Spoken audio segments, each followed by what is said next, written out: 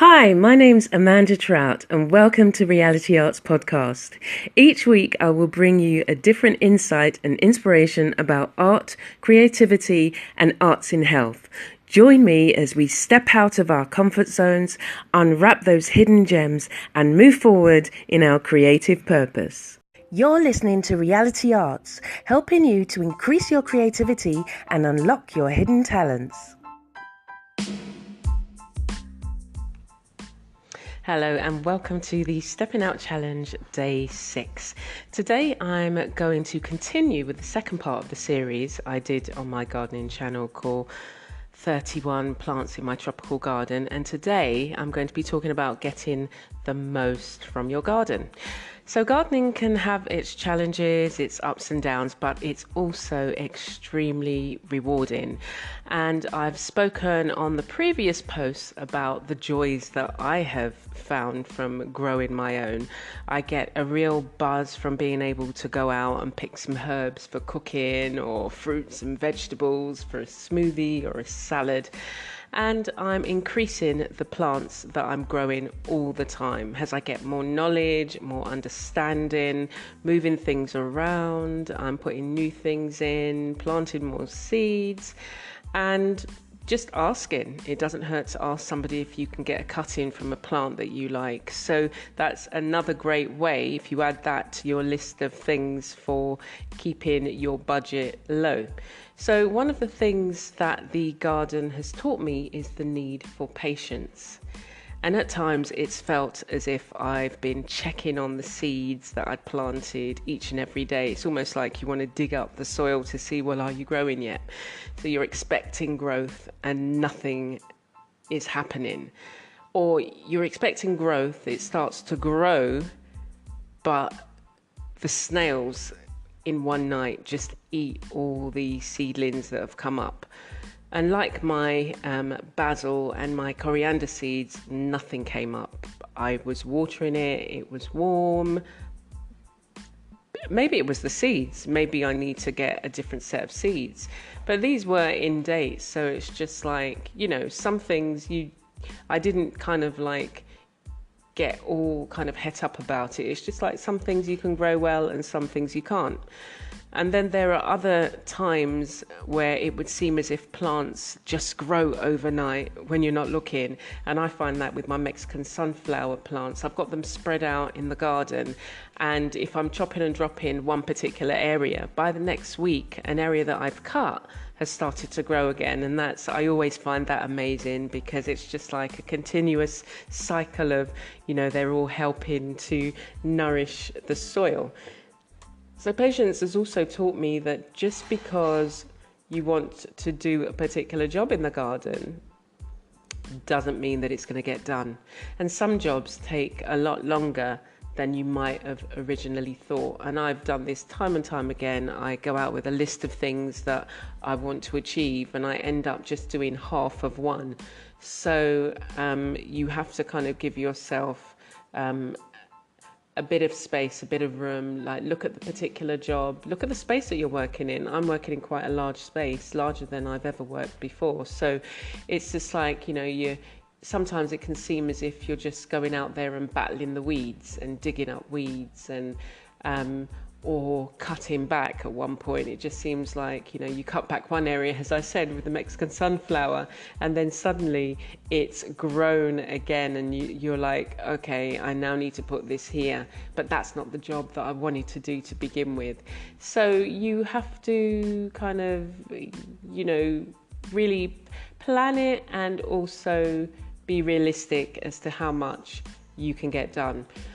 I've also learned how to adjust my soil, composting, and dealing with a sloping land. The land that I'm on to plant on slopes downwards, and it's just like, as soon as the heavy rains come, all the soil just washes everything away, and it just seems like you're left with rocks. So over time, over the 6 to 8 months, I had to spend looking at how the beds that I created, how best to put them, what to put on them,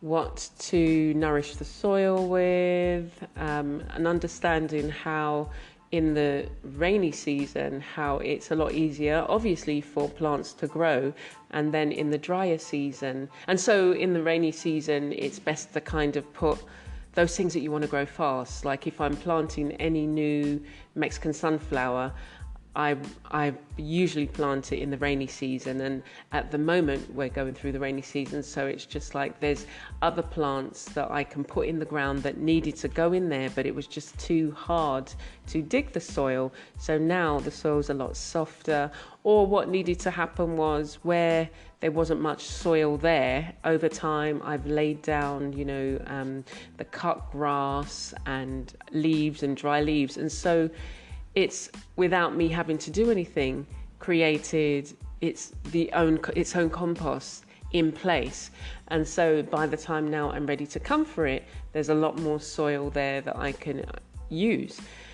And I also had to look at, well, what plants thrive in a particular place, and if it wasn't going to thrive there, what do I need to do? Do I need to move it? Should it be in a pot?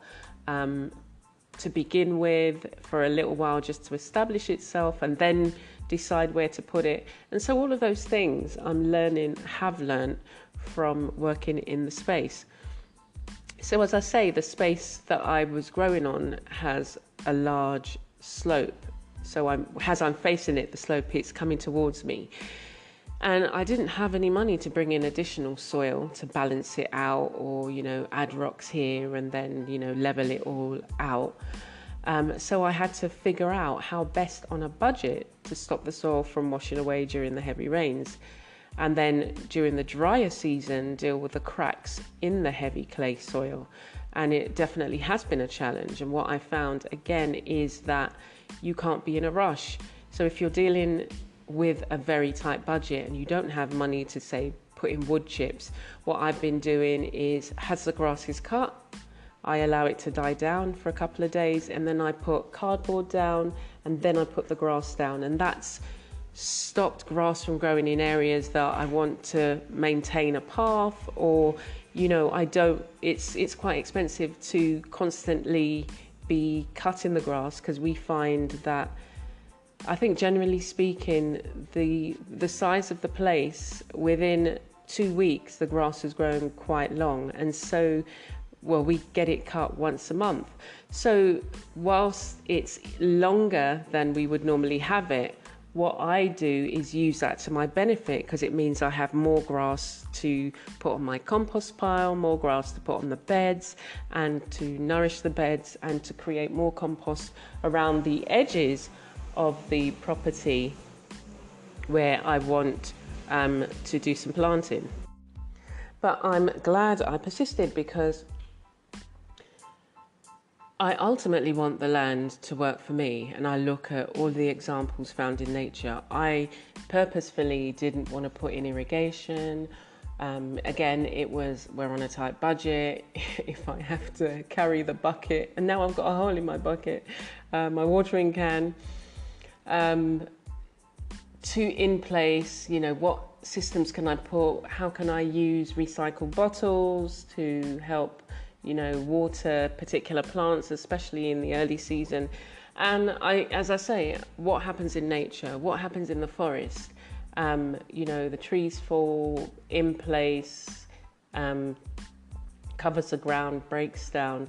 And so I'm trying to replicate that in it's a kind of controlled way, but to replicate it, to use plants for shading so that it would retain more moisture, as I say, mulching and chop and dropping, and utilising all of the plants that I have growing. Some plants grow quicker, so we have one plant called the river tamarind, and that grows like a weed, but they form trees, and once they've set their roots in, which are extremely deep, it's very difficult to get rid of it. But I use it in the sense that I can use the wood around the sides of the beds, I can use the leaves on the beds, and in some ways, depending on where you plant it, because I'm looking at trying to create an archway, and I'm trying to see if I can do a living archway and use the river tamarind in that way, so we'll have to see.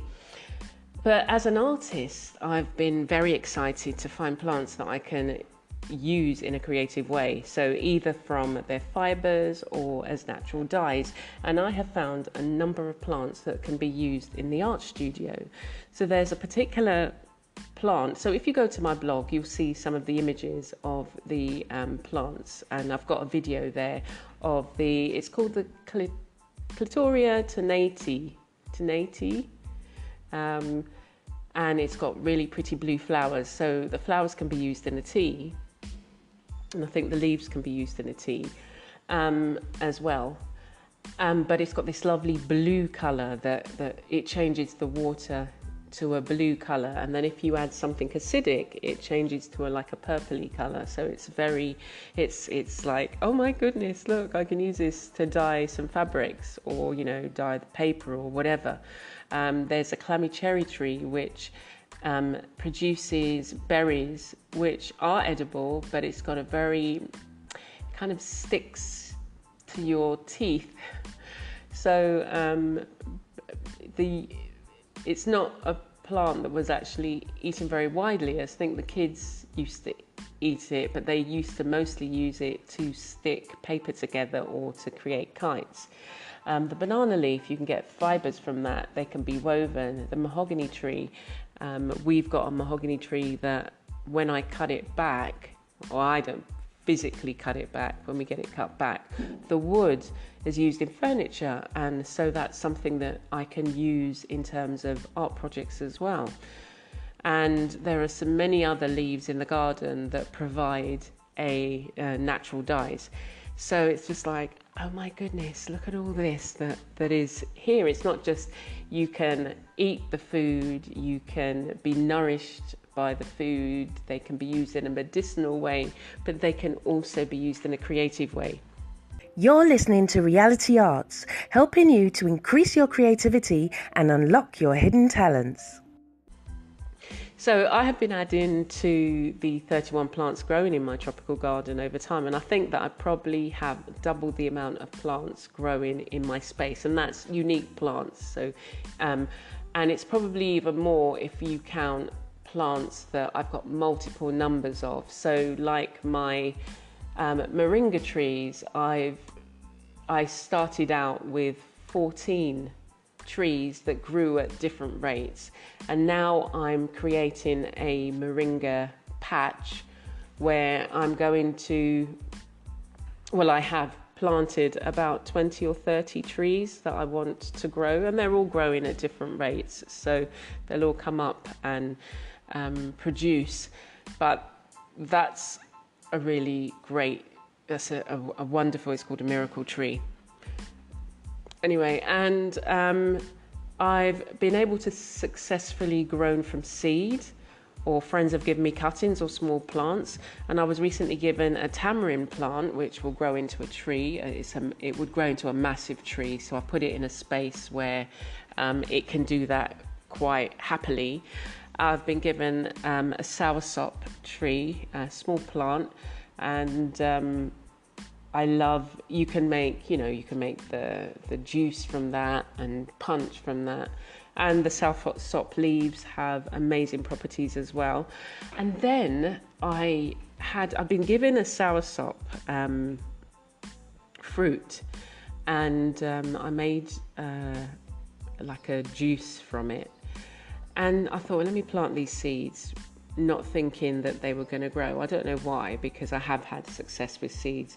Anyway, I popped the soursop seeds and the sweet sop, or some people know it as the custard apple, and I planted them, and amazingly they started to grow. And I think I put in about 20 seeds, soursop seeds, and practically all of them have started to grow. So it's just like, wow. I know I'm not going to be able to plant all of these in my space, so I'll be able to either sell, the young trees, or, give some away as well. But I'm also hoping for a tasty harvest. It's just a lovely tasting fruit. So I feel very fortunate to be able to spend time in the garden. It's very therapeutic. a space where I can just get lost out there for, a good 3-4 hours. And I'm growing all the plants that I've always dreamed of growing.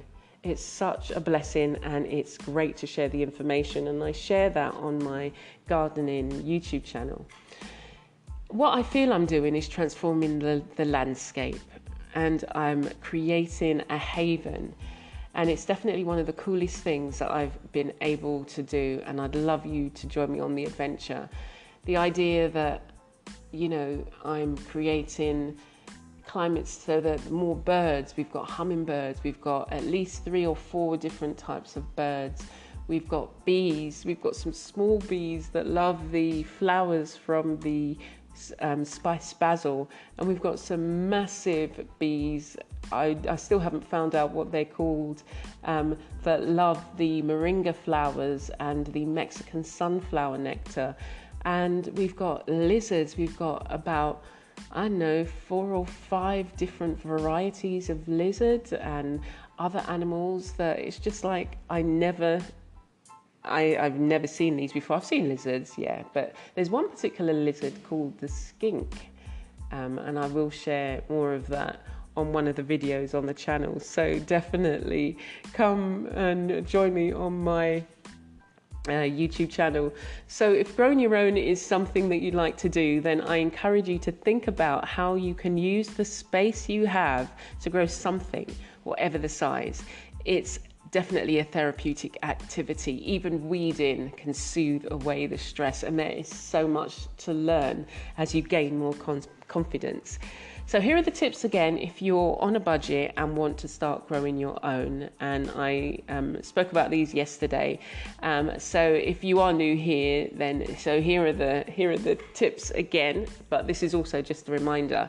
So why don't you, when you go shopping and you say buy something with seeds, why don't you try and grow that? If it's a tropical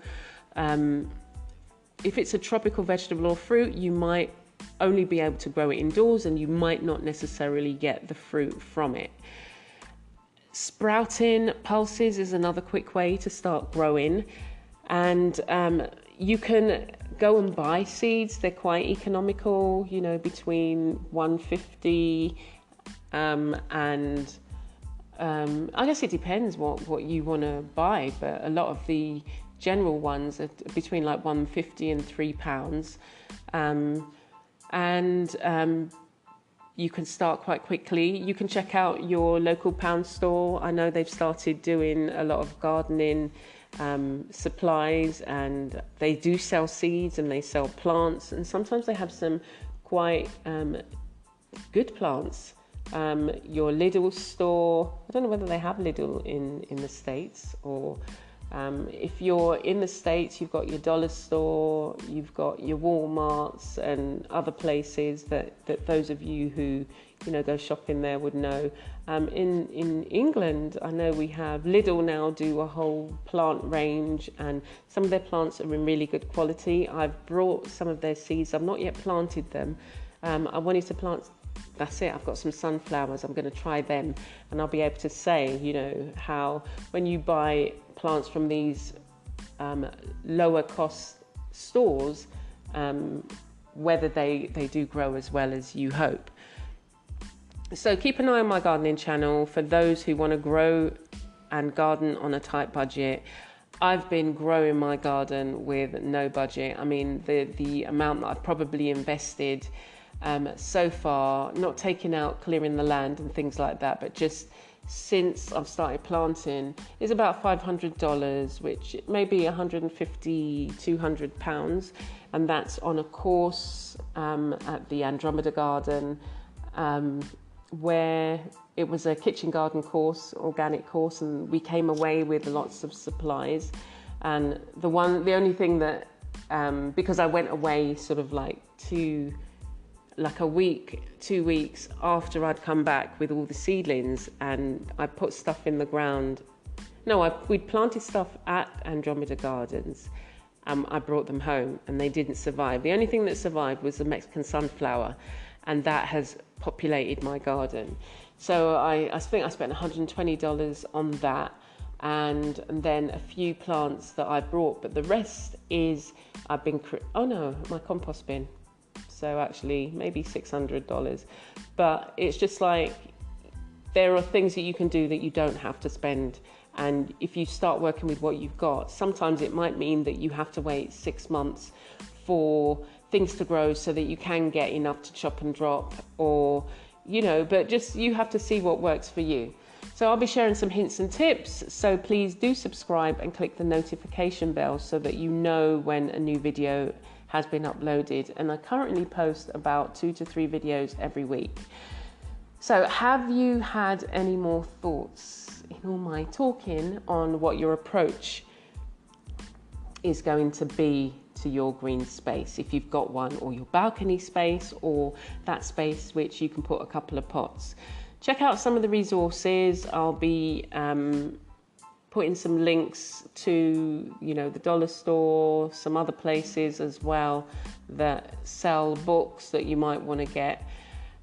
You only need a pot and some soil to start growing something. And as I say, if you don't have an outdoor space, you can get some pot plants and have some indoor plants. You might not necessarily be able to grow as many, fruits and stuff like that, but I know people who've, grown indoors, tomatoes, sweet peppers, and some of the other things. And most of the tropical plants that we get out here are sold as indoor plants in the colder climates. So tomorrow I'm going to be sharing what I've been doing with my art journal series. I did a 31 art journals that I had created. And I hope that during this month, as you're listening, that you find time to start a challenge of your own. Be creative and stretch yourself. So join me for the rest of October as we dive into some creative, exciting challenges and look at ways in which they can impact on your life. So I look forward to seeing you tomorrow. It's never too late to start. The main thing is to take one step at a time and do something you find interesting. Take care for now. Thank you for listening to this week's podcast. You can check me out on my blog or YouTube channel for more creative insights, videos, and reviews. Stay blessed and be a blessing.